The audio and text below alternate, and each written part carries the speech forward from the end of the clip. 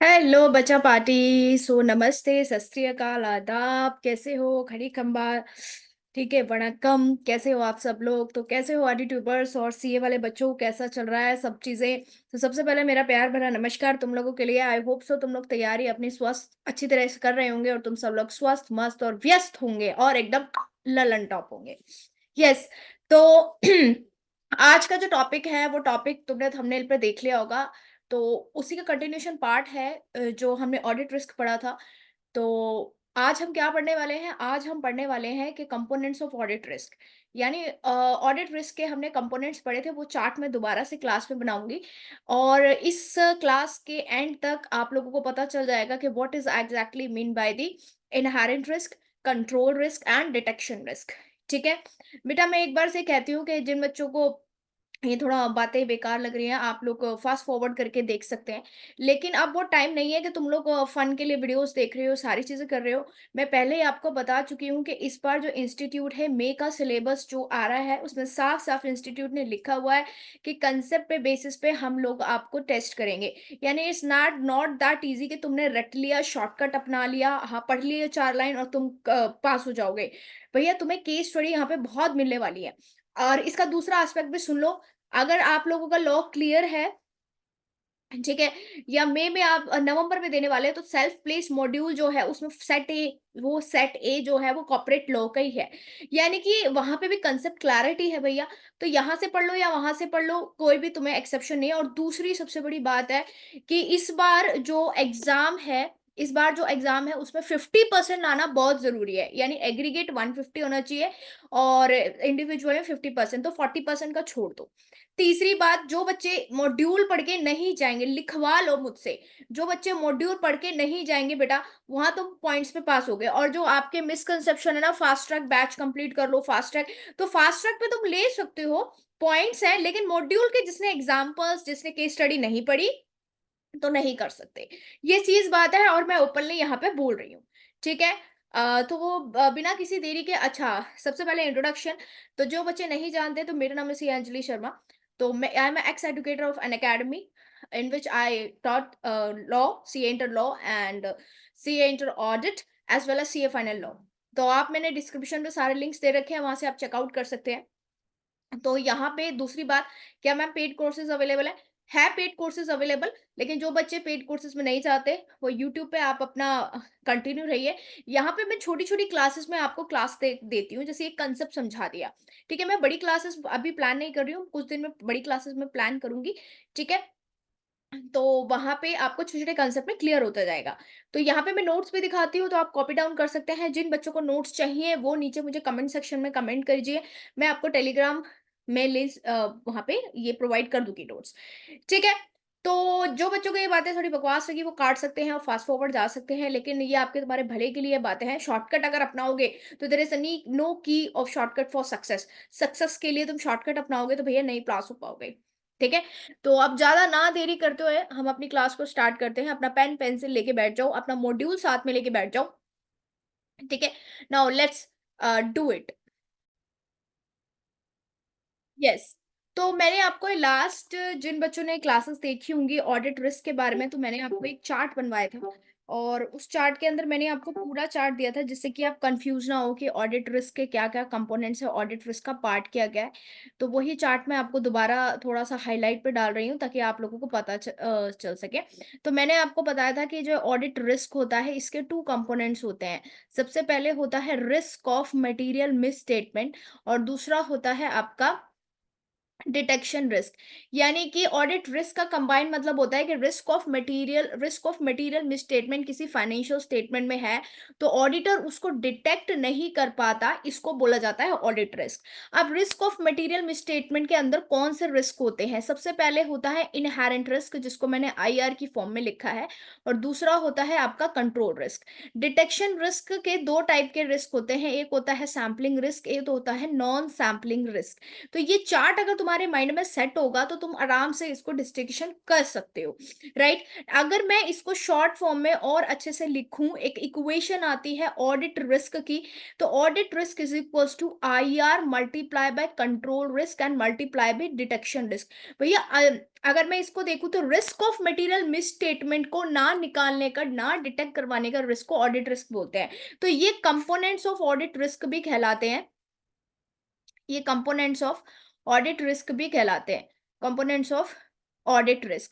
तो आज मैं आपको बताने वाली हूं, आज हम 3 लेवल पढ़ने वाले हैं। 3 लेवल कौन कौन से पढ़ने वाले हैं, जैसा तुमने देखा, हम इनहेरेंट रिस्क पढ़ेंगे, इसके एग्जांपल्स पढ़ेंगे, हम कंट्रोल रिस्क पढ़ेंगे, इसके एग्जांपल पढ़ेंगे, और हम डिटेक्शन रिस्क पढ़ेंगे, इसके एग्जांपल पढ़ेंगे। बहुत अच्छे से मैं यहाँ पे बता रही हूँ, प्रेफरली मॉड्यूल है, लेकिन यहाँ आपकी कन्वीनियंस के लिए, ताकि आप लोगों को और अच्छे से समझ आए, मैंने यहाँ पे नोट्स दिए हैं। आप चाहे तो कॉपी डाउन कर सकते हैं या इसका स्क्रीनशॉट भी ले सकते हैं।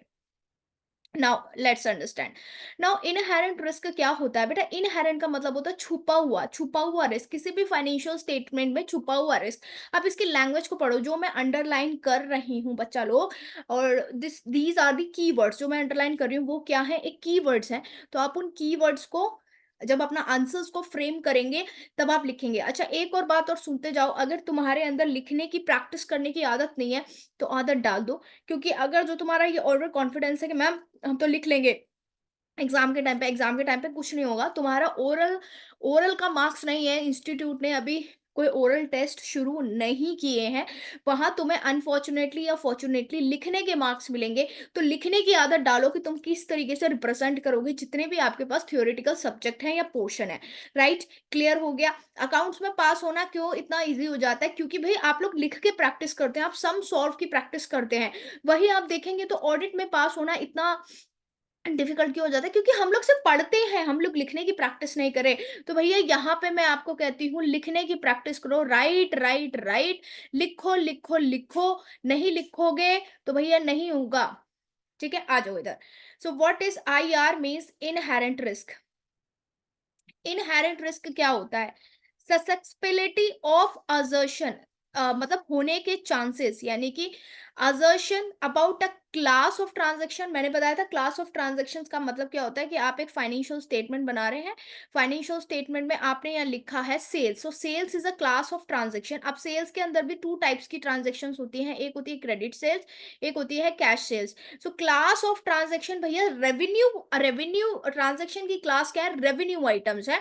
अकाउंट बैलेंस क्या है आपका? कैश पेज, कैश सेल्स या क्रेडिट सेल्स। और disclosure of misstatement, that could be material assuming that no related internal controls. Okay.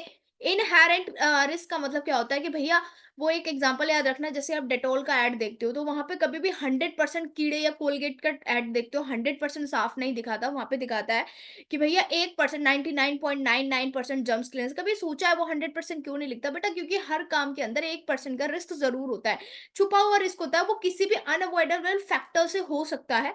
तो भैया इनहेरेंट क्या मतलब है, कि भाई इनहेरेंट रिस्क फाइनेंशियल स्टेटमेंट में एक ऐसा छुपा हुआ रिस्क भैया, जो स्पेसिफिकली पूरी खोजबीन करने के बाद भी उजागर नहीं हो पाया, मतलब एरर हो सकती है, ऑडिट एविडेंसेस गलत हो सकता है। अब वो रिस्क किस पे बेस हो सकता है? क्लास ऑफ ट्रांजैक्शंस पे, अकाउंट बैलेंसेस पे, या disclosure of material misstatement. Now very important, तो यहाँ पे जो कीवर्ड्स है वो ससेप्टिबिलिटी है of an assertion, right. Now inherent risk is higher, underline, for some assertion and related classes of transaction, account balance and disclosure than others. For example, it may be higher for a complex calculation.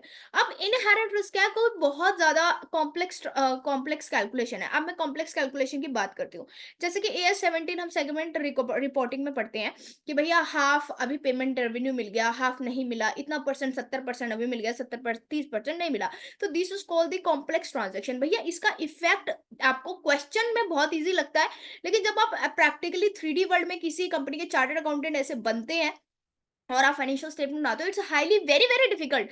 एक project नहीं भैया, लाखों project होते हैं, और लाखों project में भी क्या होता है, आधे भैया मिल चुका है, आधे का नहीं मिल चुका है। तो देयर इज अ कॉम्प्लेक्स, यानी कि कॉम्प्लेक्स ट्रांजैक्शंस में कुछ मिस स्टेटमेंट, अब वो मिस स्टेटमेंट फ्रॉड से हो सकती है, वो मिस स्टेटमेंट एरर से हो सकती है, कि भैया वो चांसेस हो सकते हैं कि भैया हो सकता है कि account balance, class of transaction ठीक से ना हो, अकाउंट बैलेंस ठीक ना हो, या डिस्क्लोजर्स को इंपॉर्टेंट नहीं दिया हो। Third point of inherent risk.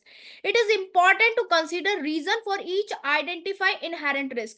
अब भैया यहाँ पे important क्या है कि जो भी छुपा हुआ रिस्क है, inherent risk है भैया, उसका आइडेंटिफिकेशन करना बहुत इंपॉर्टेंट है. If the risk is lower when auditor designed the TOC and the substantial test of control. What is test of control? Test of control, test of control and substantial procedure. भैया ये क्या है कि audit करते time अगर auditor को लगेगा कि भैया इनहेरेंट रिस्क मौजूद है या उसने इनहेरेंट रिस्क निकाल लिया. अब एक एग्जांपल भी दूंगी मैं. इनहेरेंट रिस्क, तो भैया ऑडिटर को क्या करना पड़ेगा, अपने टेस्ट ऑफ कंट्रोल यानी कंपनी के कंट्रोल को टेस्ट करना और जो सब्सटैंशियल प्रोसीजर है उन पे उस पर ध्यान देना पड़ेगा. तो क्विकली इनहेरेंट रिस्क बच्चा पार्टी क्या होता है. इनहेरेंट रिस्क का मतलब होता है एक छुपा हुआ रिस्क. किसके अंदर छुपा हुआ रिस्क भैया? अकाउंट ट्रांजेक्शंस में छुपा हो सकता है, अकाउंट बैलेंस में छुपा हो सकता है.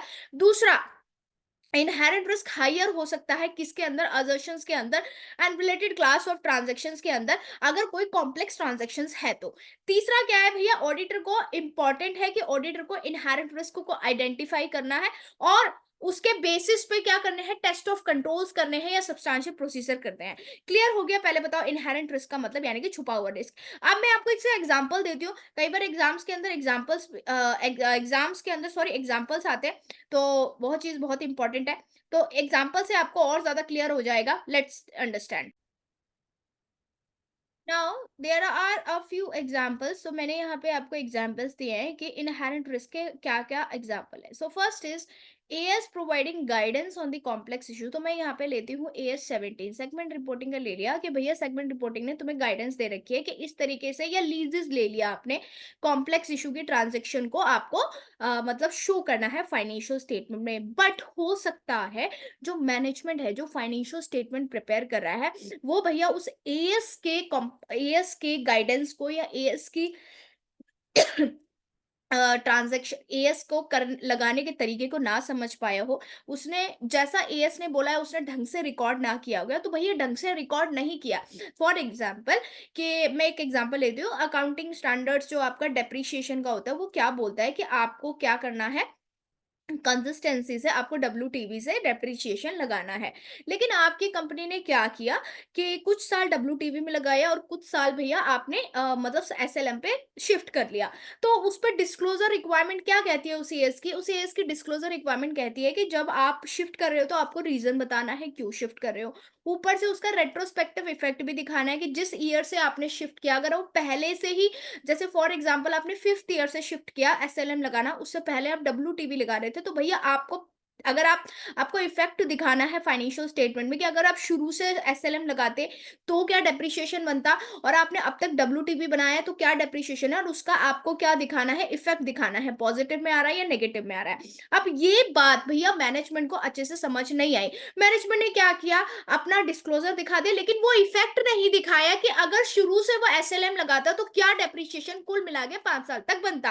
तो that is misunderstand the essay. तो भैया ये क्या है कि इसकी वजह से कि मैनेजमेंट ने वो कैलकुलेशन ढंग से नहीं समझी, जिसकी वजह से फाइनेंशियल स्टेटमेंट में डेप्रिसिएशन का क्लास ऑफ ट्रांजैक्शन यानी एक्सपेंसेस गलत हो गया, डिस्क्लोजर गलत हो गया. तो ये क्या है, मटेरियल मिसस्टेटमेंट हो गई ना भैया. क्या अमाउंट जो आना चाहिए था वो नहीं आया. ये फ्रॉड नहीं है, ये एरर है कि भैया आप एएस को ढंग से समझ नहीं पाए, जो भैया मैनेजमेंट का अकाउंटेंट था. क्लियर हो गया?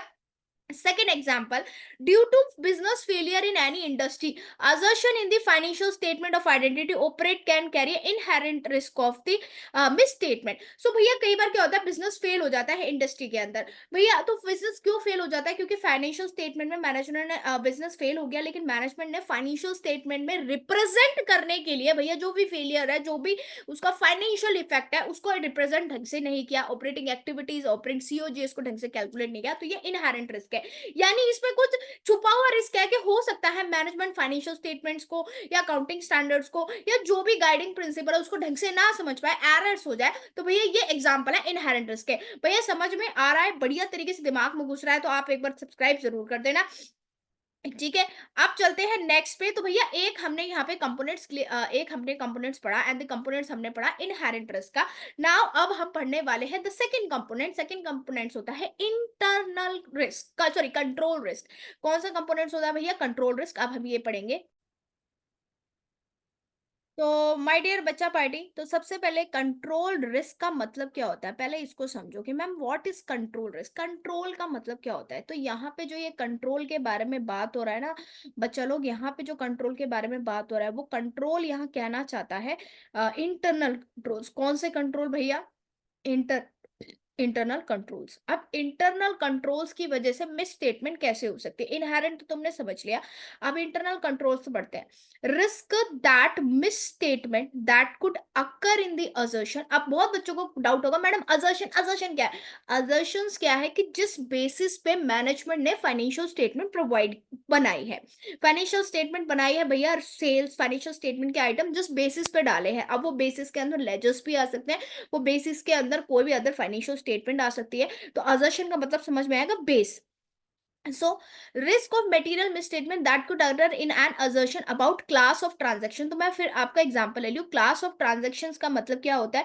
Class of transaction revenue nature की item, account balance of revenue nature की आइटम में भी आपके 10-15 आइटम्स हो सकते हैं। कौन कौन से आइटम्स हो सकते हैं भैया? सेल्स हो सकता है, commission received and other income हो सकती है, और a disclosure that could be material either individually or aggregate with other misstatement will not to be prevented, pdc will not to be prevented, detected, corrected on timely basis on the identity internal control system। भैया अब इस बात को समझते हैं, कैसे समझते हैं भैया? मैनेजमेंट ने ना इंटरनल कंट्रोल सिस्टम बनाया।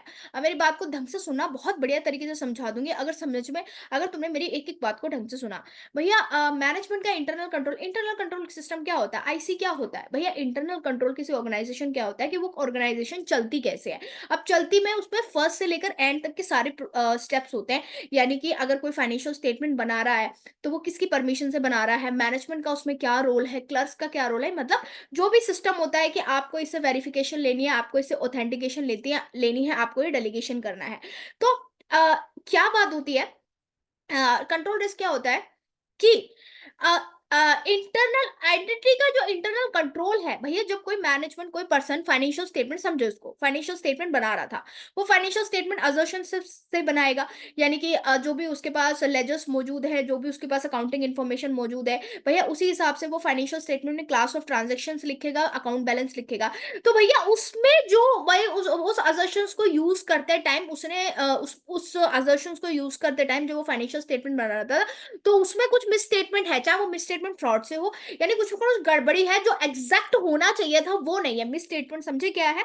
ठीक है। तो भैया उस टाइमली बेसिस पे, जैसे एक अकाउंटेंट लिख रहा था क्रेडिट सेल्स का आइटम, फाइनेंशियल स्टेटमेंट ना फाइनल कर रहा था, ऑडिटर ने की बात कर रही हूँ मैं, मैनेजमेंट की बात कर रही हूँ कि फाइनेंशियल स्टेटमेंट मैनेजमेंट कंपनी का लिख रहा था।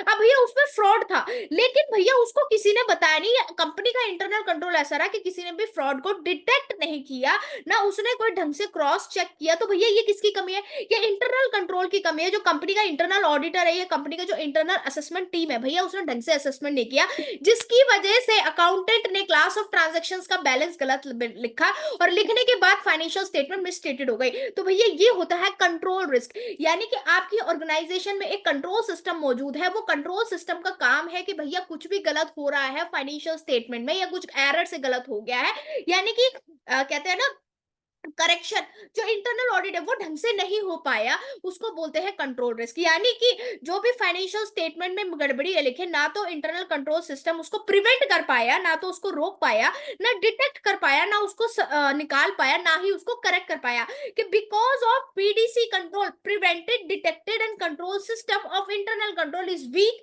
That's why the misstatement in financial statement occur, and that misstatement जो भी आपकी कंट्रोल से मिस स्टेटमेंट हुई है भैया, ये किसके अंदर आती है? कंट्रोल रिस्क के अंदर। समझ में आ गया तो ठोको like. Clear? Yes. Second point, अब इसके अंदर मैम इंपॉर्टेंट पॉइंट क्या है, इसके अंदर आपका होता है PDC, prevented detected and control. अब जरा मतलब हिंदी में समझ लिया है तो भैया इसको और पढ़ते हैं तो अब और समझ में आएगा। Risk that financial statement could occur in the, कोई भी भैया ऐसा रिस्क है कि फाइनेंशियल स्टेटमेंट में ट्रांजेक्शन्स गलत लिखी गई हैं, चाहे इंडिविजुअली, चाहे एक है या पूरा ग्रुप, भैया उनको टाइमली प्रिवेंट ना तो टाइमली प्रिवेंट करा गया है, ना करेक्ट करा गया है, ना डिटेक्ट करा गया है, किसने? इंटरनल कंपनी के इंटरनल कंट्रोल सिस्टम ने। तो भैया ऐसे रिस्क को बोला जाता है कंट्रोल रिस्क। ठीक है। नेक्स्ट है आपका control risk, is the risk that material misstatement will not be prevented और डिटेक्टेड एंड करेक्टेड। भैया इंटरप्रिटेशन ऑफ स्टिट्यूट, प्रिवेंटेड और डिटेक्टेड बट करेक्टेड नहीं हुई है on timely basis by the internal control system. समझ में आ गया या नहीं आया? Yes. Next, there exists an inverse relationship. There exists an inverse relationship between control risk and efficiency of control. भैया when efficiency of control risk internal control is high, अगर किसी कंपनी का, भैया ये क्या बोल रहा है, अगर किसी कंपनी का इंटरनल कंट्रोल सिस्टम हाई है तो भैया उसका कंट्रोल रिस्क जो है भैया कम होगा। भैया सिंपल सी बात है, अगर किसी किसी घर में किसी का कंट्रोल यानी कि कंट्रोल बहुत ज्यादा है तो वहां पे गलती करने के चांसेस कम होते हैं। सेम एज है कि अगर किसी ऑर्गेनाइजेशन का कंट्रोल सिस्टम इंटरनल कंट्रोल इतना सॉलिड है, यानी हर चीज प्रोसेस में आके चेक होने के बाद फिर लिखी जाती है, तो भैया वहां पे क्या है, कंट्रोल रिस्क होगा ही नहीं। कंट्रोल रिस्क होता क्या है बेटा?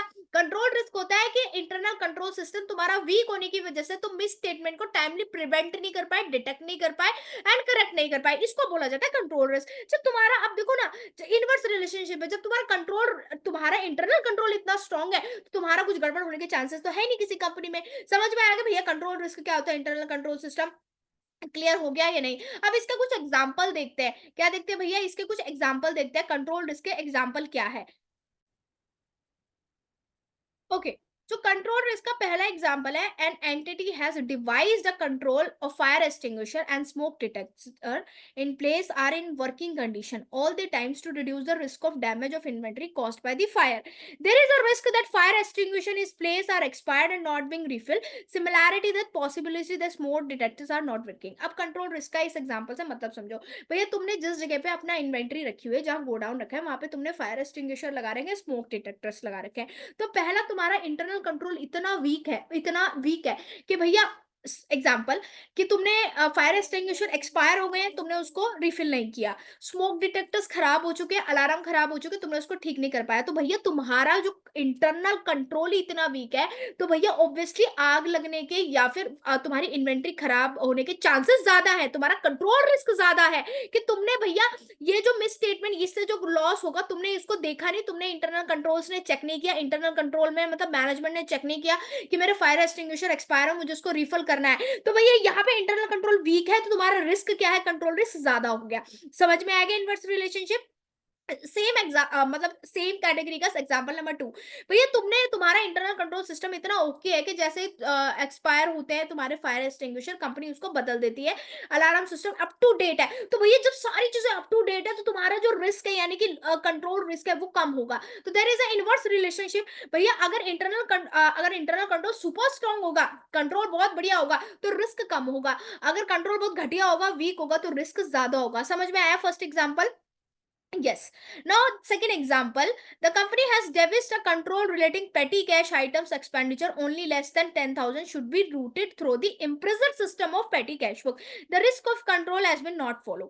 भैया सिंपल सी बात है, इसमें सेकंड एग्जांपल में क्या दे रखा है कि भैया कुछ अमाउंट है 10-15 हजार का, तो भैया यहाँ पे क्या कह रखा है, 10,000 का अमाउंट है, सो तुम अपना पेटी कैश बुक में से निकाल लेना। भैया जो आ रहा है पेटी कैश बुक में से, जो भी पेटी कैश बुक में डे टू डे का खर्चा आ रहा है लिखवा के चला जा रहा है, तो यहाँ पे वाउचर्स कलेक्ट नहीं हो रहे, तो सिंपल सी बात है तुम्हारा इंटरनल कंट्रोल वीक है भैया, तुम रिकॉर्डिंग ट्रांजेक्शन वाउचिंग ढंग से नहीं कर रहे हो, तो तुम्हारे रिस्क होने के ज्यादा चांसेस है। अब तुमने बोला है कि 10,000 रुपए, फॉर एग्जाम्पल दिन के 10,000 रुपए, तुमने बोला महीने के 10,000 रुपए तो पेटी कैश बुक से निकाल रहे हो, लेकिन तुम्हारे कंट्रोल ने, तुम्हारी मैनेजमेंट ने सब लोगों को गाइडेंस नहीं दी कि वो 10,000 रुपीज मंथली है, लेकिन भैया कैशियर को क्या लगा, 10,000 रुपए है, 10,000 रुपए की लिमिट है, हम रोज निकाल सकते हैं। अब भैया समझ लो 15 दिन कैशियर ने 10,000 रुपए निकाल लिए, तो भैया ओके 1.5 लाख का गड़बड़ आ गई है, लेकिन वही तुम्हारा कंट्रोल इतना स्ट्रांग होता कि तुमने स्पेसिफिकली मेंशन कर रखा 10,000 इन अ मंथ, उसके लिए वाउचिंग की जरूरत नहीं है, लेकिन अगर आप पर डे के 10,000 है तो आपको परमिशन लेनी पड़ेगी। तो यानी कि अगर तुम्हारा कंट्रोल इतना स्ट्रांग होता तो वो जो 1,50,000 का लॉस है वो होने से बच जाता। समझ में आया कंट्रोल रिस्क? यस बेटा। तीसरा कंपोनेंट होता है डिटेक्शन रिस्क। अब डिटेक्ट की हिंदी करो तो निकालना, डिटेक्ट करना, ठीक है, तो risk that procedure perform by the auditor. तो मेरी बात सुनो, इनहेरेंट रिस्क होता है सबके लिए, ठीक है, वो कंपनी के एम्प्लॉयज भी कर सकते, कंपनी के एम्प्लॉयज से भी हो सकता है रिस्क, कंपनी के मैनेजमेंट से भी हो सकता है और ऑडिटर से भी। भैया नहीं समझ में आया, गलती हो गई, ठीक है। कंट्रोल रिस्क होता है जो मैनेजमेंट करती है। नाउ डिटेक्शन रिस्क किसका बेस पे होता है? ऑडिटर का। नाउ ऑडिटर का क्या है कि ऑडिट डिटेक्शन रिस्क क्या है कि भैया मटेरियल मिसस्टेटमेंट थी लेकिन ऑडिटर डिटेक्ट नहीं कर पाया, उस रिस्क को बोला जाता है detection risk. Clear? Some detection risk would always be present even if the auditor has examined 100% of the account balances and class of transaction. Account balances का मतलब पता है ना, पर्टिकुलर क्लास ऑफ सेल्स का बैलेंस क्या है, class of transaction क्या है। तो भैया क्या है कि कई बार क्या 1% हमेशा डिटेक्शन रिस्क रहता है कि आप कोई भी ऑडिट प्रोसीजर्स फॉलो कर लीजिए, कोई भी ऑडिट प्रोसीजर फॉलो कर लीजिए, ऑडिटर कितना भी वाइस हो लेकिन 100% गारंटी नहीं दे सकता। इसलिए भैया बोला जाता है कि ऑडिटर का क्या देता है भैया, रीजनेबल अश्योरेंस देता है। Detection risk. नाउ अब वो चार्ट याद करो जो मैंने स्टार्टिंग में बताया था, डिटेक्शन रिस्क के दो पार्ट्स होते हैं, सैम्पलिंग रिस्क और non sampling risk. Sampling risk क्या होता है कि ऑडिटर अगर सैंपल यूज कर रहा है, किसी भी कंपनी का ऑडिट करने के लिए ऑडिटर सैंपल यूज कर रहा है, तो भैया ऑडिटर ने जो कंक्लूजन बनाया है on the basis of samples, on the basis of samples. अब एक सिंपल सी बात है, इस एग्जांपल को संपल सैम्पलिंग रिस्क क्या होता है। तुम लोग एक मिठाई की शॉप पे गए तो हम लोगों की आदत होती है ना, कोई भी मिठाई को टेस्ट करने की आदत है कि भैया वो ताजी है या नहीं। तो भैया अब तुम सारी परात थोड़ी ना टेक्स्ट सारा जो प्लेट है उसमें मिठाइयाँ हैं, वो हर एक पे तुम अपना टेस्ट करके थोड़ी ना देखते हो। तो सैम्पलिंग रिस्क क्या है कि भैया तुम लोग उस दुकान पे गए, तुमने एक सैंपल निकाला और वो सैंपल फर्स्ट केस में हो सकता है बासी निकला या स्टेल निकला। तो भैया इसका मतलब ये नहीं है कि पूरी प्लेट वो है, लेकिन तुमने एक कंक्लूजन ड्रॉ कर दिया उसके बेसिस पे कि भैया इसका टेस्ट अच्छा नहीं है।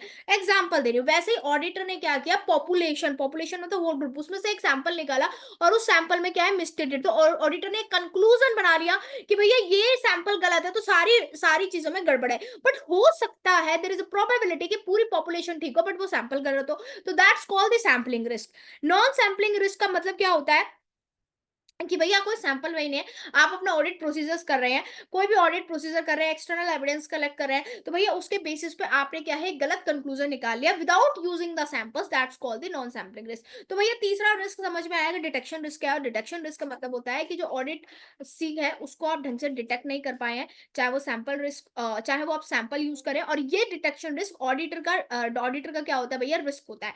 क्लियर हो गया भैया? समझ में आया या नहीं आया? क्लियर या नहीं? तो ये एग्जाम्पल और देख लेते हैं कि डिटेक्शन रिस्क के एग्जाम्पल क्या है। तो यहाँ देखिए, variable WIP means work in progress inventory are expected in the financial statement of the company, auditor does not add an inventory count, instead he chooses to rely upon the alternative audit procedure. Simple सी बात है कि भैया auditor का काम था कि वो WIP की मतलब वर्क इन प्रोग्रेस को फिजिकली जाके काउंट करे, लेकिन ऑडिटर ने ऐसा नहीं किया। ऑडिटर ने क्या करा, ऑडिट प्रोसीजर किया, अपना ऑडिट प्रोसीजर्स का मतलब है सुपरवाइजर से चेक किया, लेजर्स चेक किया, स्टॉक रजिस्टर चेक किया, और उसके बेसिस पे उसने क्या कर दिया, अपना मतलब जो इन्वेंटरी है उसके बारे में अपना ओपिनियन दे दिया कि भैया ठीक है, लेकिन एक्चुअली में वो ठीक नहीं था क्योंकि उन्होंने फिजिकल काउंट नहीं की। तो this is called detection risk. भैया डिटेक्शन मतलब कि इन्वेंटरी में रिस्क था बट ऑडिटर की ड्यूटी थी कि भैया उसको डिटेक्ट कर सके, बट ऑडिटर ने क्या किया, फिजिकली काउंट ना करके दूसरे ऑडिट एविडेंसेस पे, ऑडिट प्रोसीजर्स पे बिलीव किया, बट वो ऑडिट प्रोसीजर गलत निकले जिसकी वजह से होल थिंग में मिसस्टेटमेंट प्रेजेंट हो गई। क्लियर हो गया? ना auditor has audited revenue company by taking samples. अब यहाँ पे क्या कर रहा है, ऑडिटर को सैंपल रेवेन्यू का ऑडिट करना है लेकिन सैंपल्स देख रहा है, लेकिन वो सैंपल्स उन्हें जो सेलेक्ट किए ना भैया, अब और रेवेन्यू में भैया, रेवेन्यू में 50,000 की भी बिलिंग थी और 5 लाख की भी बिलिंग थी। ऑडिटर ने कैसे 50,000 की बिलिंग करी, ठीक है, लेकिन 5 लाख की बिलिंग एक थी वो चेक नहीं की। तो भैया इसका मतलब क्या है कि जो ऑडिट रेवेन्यू का ऑडिट किया है वो अप्रोप्रिएट नहीं है, क्योंकि वो पूरे रेवेन्यू को क्या रिप्रेजेंट नहीं करता। क्लियर? तो डिटेक्शन रिस्क के ये एग्जाम्पल है। डिटेक्शन रिस्क जब भी आएगा तो आपको ऑडिटर से संबंध इसका करना है कि भैया ऑडिटर डिटेक्ट नहीं कर पाया।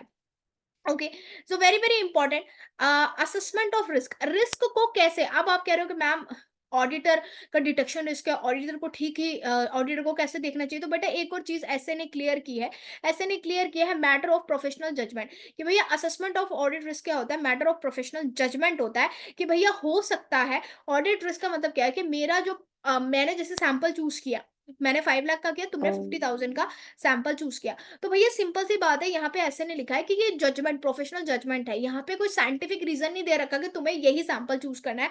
तो हो सकता है कि कई बार प्रोफेशनल जजमेंट की वज़ह से ऑडिटर गलत डिटेक्ट कर लेता है, या फिर गलत डिटेक्ट नहीं करता, ऑडिटर से गलती हो जाती है, डिटेक्ट नहीं कर पाता। This is pure a matter of professional judgement, right? तो ये एग्ज़ाम में क्वेश्चन आ चुका है, assessment of risk is a matter of professional judgement. भैया रिस्क को जांचना, रिस्क को तय करना एक प्रोफेशनल जजमेंट है। अब तुम लोग कहते हो ना पेपर आसान आया या स्ट्रांग आया, तो ये प्रोफेशनल जजमेंट है तुम्हारा। कहीं कई बच्चों को पेपर बहुत आसान लगता है, कई बच्चों को बहुत मुश्किल लगता है। तो ऐसा थोड़ी ना कह सकते हैं कि जो बच्चे मुश्किल कह रहे हैं तो पेपर मुश्किल हो गया, और जो बच्चे आसान कह रहे हैं पेपर आसान हो गया। तो भैया सबका अलग अलग जजमेंट है, ठीक है?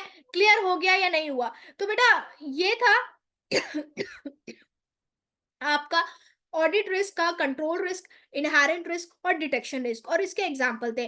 अब आप बच्चे सोच रहे होंगे कि मैम ये कौन से एसेस का पार्ट है, ये कौन से एसेस का पार्ट है? तो ये भी मैं आपको बता रही हूँ, ये भैया आता है चैप्टर नंबर 3 के अंदर, जो ऑडिट का न्यू सिलेबस है, चैप्टर नंबर 3 के अंदर, और एसे 315 के अंदर, ऑडिट रिस्क का एसे 315 है, उसके अंदर ये उसका पार्ट है।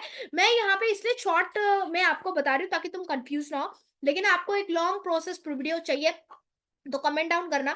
और सिंपल सी बात है, अगर आप यहाँ पे क्लास में आते हैं ताकि रेगुलर मिस्टेक नहीं होते और तुम्हें अच्छा लगे, तो प्लीज सब्सक्राइब जरूर कर लेना, ठीक है?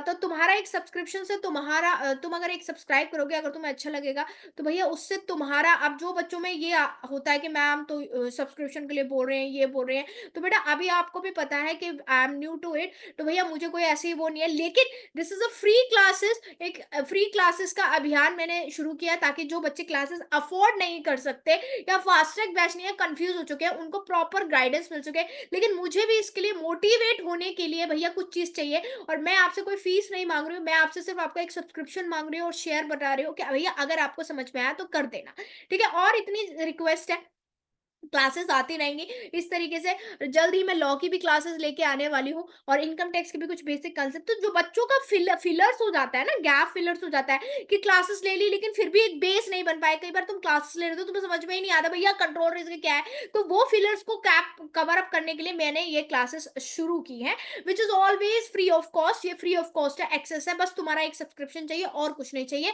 तो धन्यवाद, थैंक यू सो मच। तो मिलते हैं नेक्स्ट टॉपिक के साथ, बाय बाय, टेक केयर, पढ़ते रहो। और ये हमारा जो मोटिव है जीत की दहाड़, ये आपका जो हमारा मोटिव है जीत की दहाड़, भैया तुम्हें हमें हमें जीत की दहाड़ मारनी है, ठीक है?